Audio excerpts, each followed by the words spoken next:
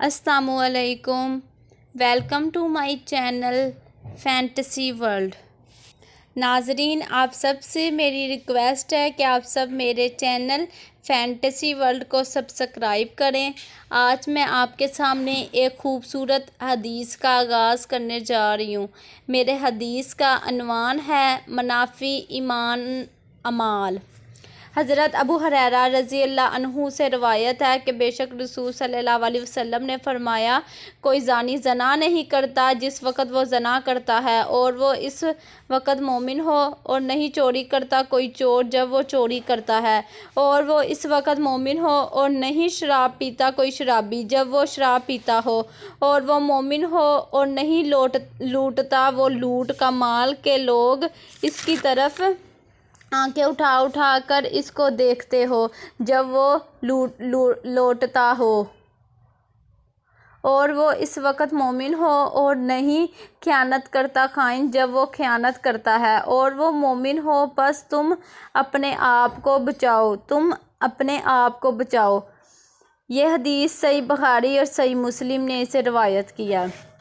اسلام میں ایمان کو خاص اہمیت حاصل ہے۔ یہ اس دلی کیفیت کا نام ہے جو انسان کو برائیوں سے باز رکھتی ہے۔ کمیت اور کیفیت کے لحاظ سے ہر مسلمان کے ایمان میں فرق ہوتا ہے اور کم و بیش ہوتا رہتا ہے۔ جتنا کسی کا ایمان مضبوط ہوتا ہے اتنا ہی اس سے اچھائیوں کا صدر زیادہ ہوتا ہے، جتنا ایمان کمزور ہوتا ہے اتنا ہی وہ برائیوں میں مبتلا ہوتا رہتا ہے۔ اسی لیے اگر وہ تجدید و فکر ایمان کرتا ہے، باغ ایمان میں بہار آ جاتی ہے، ورنہ آہستہ آہستہ یہ گلشن خزاں کی جانب بڑھتا جاتا ہے۔ اس حدیث میں ان کبیرہ گناہوں کا ذکر کیا گیا ہے جس کی وجہ سے ایمان وقتی طور پر رخصت ہو جاتا ہے۔ اگر تجدید ایمان اور توبہ کا اہتمام کیا جائے تو ایمان دوبارہ لوٹ آتا ہے، ورنہ ان گناہوں کا مستقل مرتکب دولت ایمان سے محروم ہو جاتا ہے، کیونکہ ان گناہوں میں مسلمان مبتلا ہوتے وقت ایمان کی کمزور کیفیت سے دوچار ہوتا ہے۔ یہ دس ذیل ہے۔ زنا یہ انتہائی سنگین نوعیت کا جرم ہے، اسی لیے قرآن مجید میں فرمایا گیا ہے اور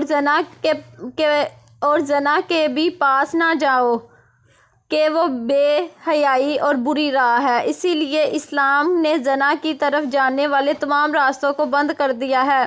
ان راستوں کو جس رفتار سے کھولا جاتا ہے وہاں اتنا ہی زنا کی طرف پیش قدمی بڑھتی ہے۔ زنا کے لیے اسلام کے اقدامات 10 ذیل ہیں۔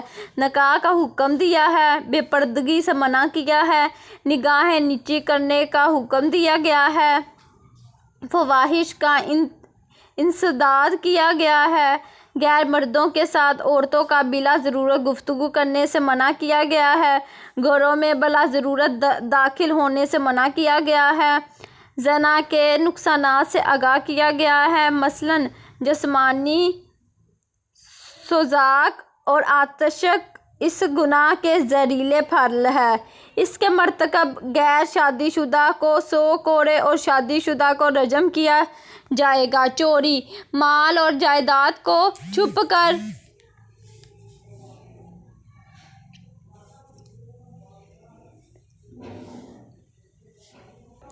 چھیننا چوری کہلاتا ہے۔ اسلام میں یہ نہایت کبیرہ جرم قرار دیا ہے۔ ارشاد خداوندی ہے، اور جو چوری کرے مرد ہو یا عورت ان کے ہاتھ کاٹ ڈالو۔ اس جرم کی سخت سزا کی وجہ یہ رکھی گئی ہے کہ اسلام میں فرمان نبی صلی اللہ علیہ وسلم کے مطابق ہر مسلمان کا خون، مال اور عزت دوسروں پر حرام قرار دیا گیا ہے۔ جو ان میں سے کسی پر ہاتھ ڈالتا ہے گویا وہ بہت بڑا مجرم ہے، اور دوسرا چوری سے سارا معاشرہ خوف کا شکار ہو جاتا ہے۔ اس جرم کی سنگینی کے پیش نظر اسلام نے اس جرم کی سزا قطع رکھی ہے اور یہ سزا سرعام دینے کا حکم دیا گیا ہے، اور اس وقت لوگوں کو حاضر رہنے کا حکم دیا ہے تاکہ لوگ عبرت پکڑیں۔ نبی صلی اللہ علیہ وسلم کے زمانے میں ایک قریشی عورت فاطمہ نے چوری کی تو آپ صلی اللہ علیہ وسلم نے سفارشات کی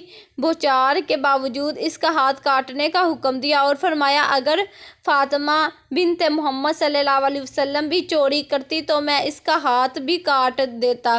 تہذیب جدید کے نام پر اسلام کی جن سزاؤں کو نا قرار دے کر تنقید کا نشانہ بنایا جا رہا ہے اس میں یہ سزا بھی شامل ہے، لیکن حقیقت یہ ہے کہ موجودہ تہذیب نے اپنی تجویز کردہ سزاؤں کو نافذ کر کے دیکھ لیا ہے لیکن وہ اپنے معاشرے سے چوری کے عنصر کا خاتمہ نہ کر سکی۔ اسی لیے ہمیں چاہیے کہ اسلامی سزا کو بھی اس کے تمام لوازمات کے ساتھ نافذ کر کے دیکھ لیں کہ اس کا کیا نتیجہ نکلتا ہے۔ شراب نوشی۔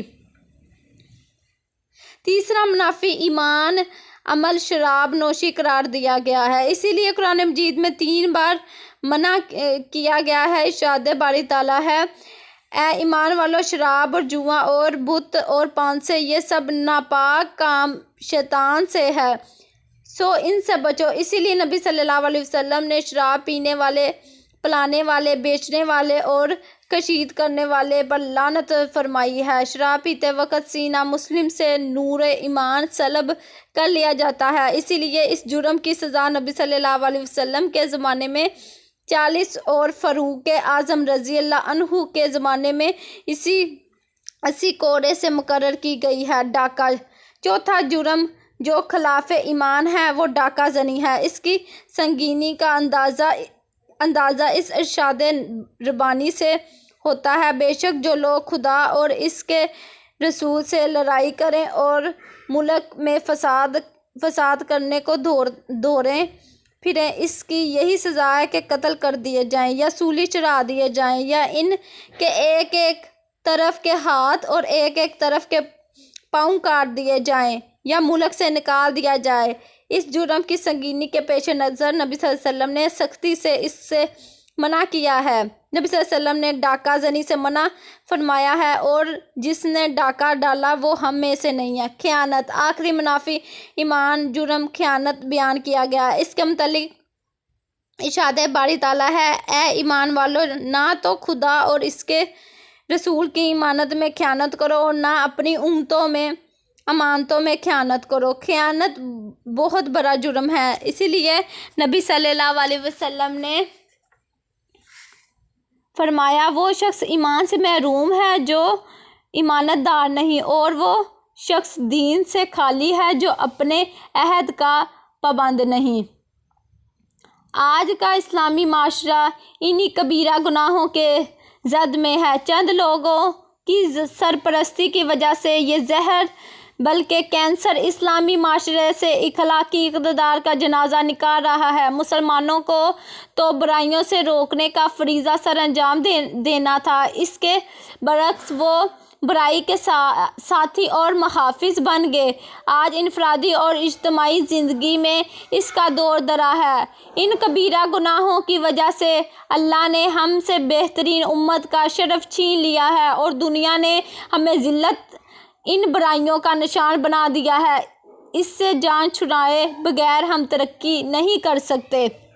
اللہ تعالیٰ ہم سب مسلمانوں کو اس حدیث پر عمل کرنے کی توفیق عطا فرمائے۔ آپ سب سے میری ریکویسٹ ہے کہ آپ سب میرے چینل فینٹیسی ورلڈ کو سبسکرائب کریں اور میری حدیث کو لائک کریں۔